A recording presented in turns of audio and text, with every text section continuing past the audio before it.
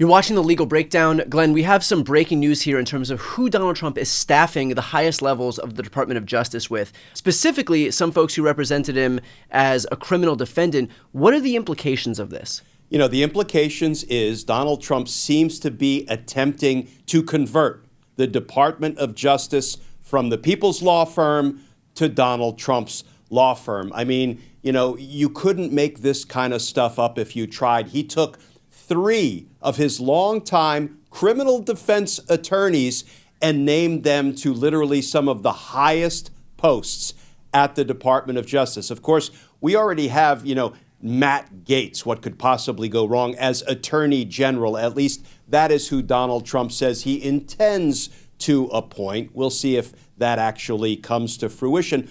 But now he has named 3 of his criminal defense attorneys, Todd Blanche, importantly, to the number 2 position at DOJ, the Deputy Attorney General. That is the Attorney General's right-hand man in the room for all decisions. And then the other one that I think is really important and frankly horrific for the people of the United States is the Solicitor General appointment. What is the Solicitor General? That's the person who basically is in charge of all Supreme Court litigation. So, for example, what positions should the United States of America take in front of the Supreme Court in cases like, I don't know, whether a woman should have any constitutional privacy rights to make her own reproductive health decisions or not? Those are the kinds of decisions that the Solicitor General makes. What positions should we take? What do we think is in the best interest of the American people? And the attorney that Donald Trump has named for that post is John Sauer. Who is John Sauer? Well, I've been in court a couple of times when John Sauer made his arguments on behalf of Donald Trump. And I think the most infamous argument, one that will ultimately go down as one of the more horrific things an attorney ever urged a court to do. John Sauer said when he was arguing before the D.C. Federal Circuit Court of Appeals that he believes it is an official presidential act for a president of the United States to use the military, SEAL Team 6, to, let's say, take care of his political opponent. John Sauer said that is an official presidential act and a president could not be criminally prosecuted for it. That is the stuff of banana republics, and that's who John Sauer is. That's who Donald Trump has said he will appoint as Solicitor General, making some of the most consequential decisions for the people of America. What does it say in terms of the practical effects of having somebody who we already know not only believes that a president could use our own military to have a political opponent assassinated, but now is in a position where the president could actually do such a thing? He's in a position of power where he has the ability to do that, and the Supreme Court has given him the green light to do it. Yeah, I mean, I want to say in knee-jerk fashion, abandon hope, all ye who enter. But I'm not going to say that, Brian, because we have to keep fighting against these dark forces, and we have to find the points of light where we can amidst the darkness. So here is what I am hoping will constrain guys like John Sauer and Todd Blanche, and if it comes to pass, Attorney General Matt Gaetz. We have a federal judiciary that by and large remains strong. Now, I'm not going to go to the rot at the top, the Supreme Court. That's a significant darkness that we need to find some light to be able to pierce. But here's the thing.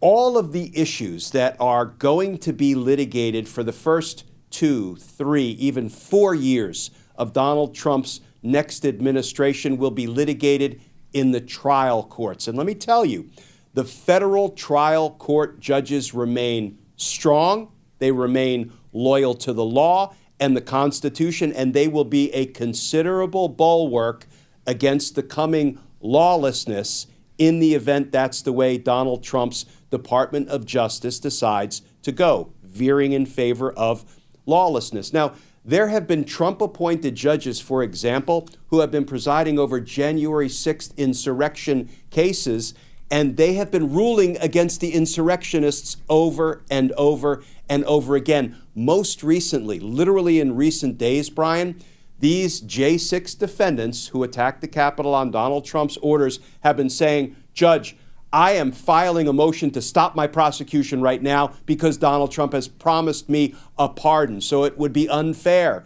for you to continue these prosecutions or for you to sentence me tomorrow or next week.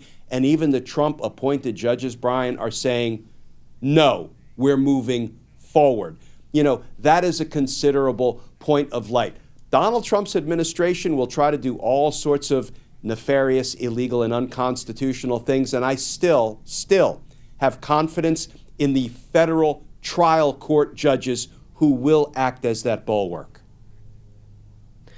Glenn, I'm trying to think of whether the specific people that Trump is naming are cause for concern versus anyone really who Donald Trump is willing to name right now. We kind of know that they're going to be pliable to such a degree that they're going to really serve as vessels for whatever he wants. So do you look at this as, okay, this person in particular is a danger as opposed to somebody else? Or do you just look at it as everybody is basically the same degree of dangerous because they were nominated by Donald Trump, and what that means at its core is that they're just likely going to do his bidding regardless? You know, Brian, that's the perfect question, because just as we were discussing how some of the federal judges appointed by Judge have held strong and been loyal to the rule of law and rejected positions that even Trump's own lawyers were taking in some litigation, I do not view, for example, Todd Blanche, who Donald Trump just said he's going to make the number 2 guy at the Department of Justice, the Deputy Attorney General,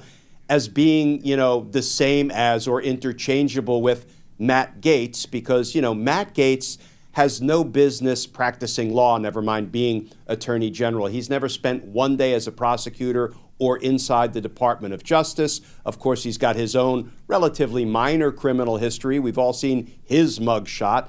And of course, importantly, Brian, Matt Gaetz asked for a presidential pardon to absolve him of all crimes, not just on and around January 6th.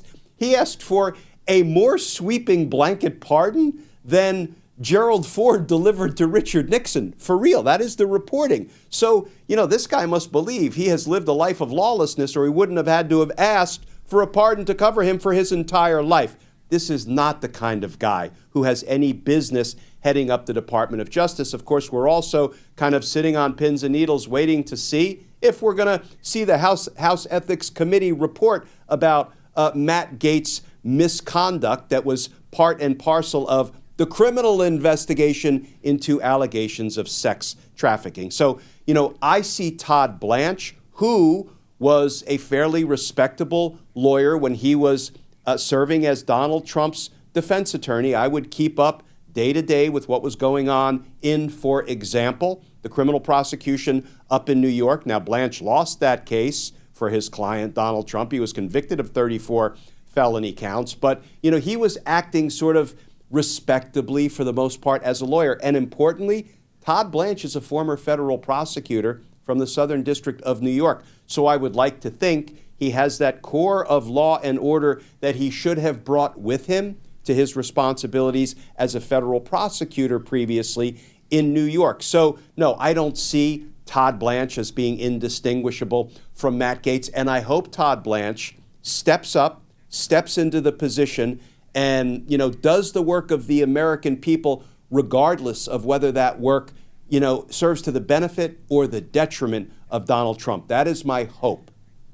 Well, to that point, Glenn, what does it say that Donald Trump's team is now skipping FBI background checks for certain cabinet picks, including, as you just mentioned, Matt Gaetz and also someone like Tulsi Gabbard? Yeah, let's hope that the FBI and the rule of law wins the day when it comes to that battle, because how in the world can we put people in the upper echelons of government, including being responsible for national defense, national security decisions, if they have not had a background check to make sure they are not compromised or susceptible to compromise? You know, I went through background check after background check, both in the Army, and those are administered by the Department of Defense, and once I became a federal prosecutor at the Department of Justice, those background checks are administered by the FBI. Plus, Brian, for every 5 years I was a Fed, I got an updated background check. So We take our security very seriously in the federal government.